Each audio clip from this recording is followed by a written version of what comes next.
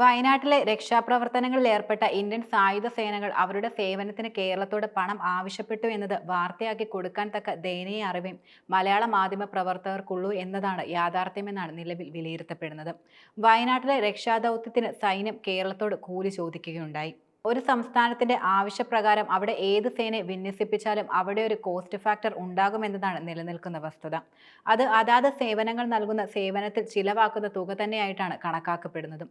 വിമാനം പറത്തുന്നതിനും കപ്പൽ ഓടിക്കുന്നതിനുമൊക്കെ ഇന്ധനം ഉപയോഗിക്കുന്നതടക്കം പല വിധത്തിലുള്ള ചെലവുകളും ഉണ്ടാകാറുണ്ട്.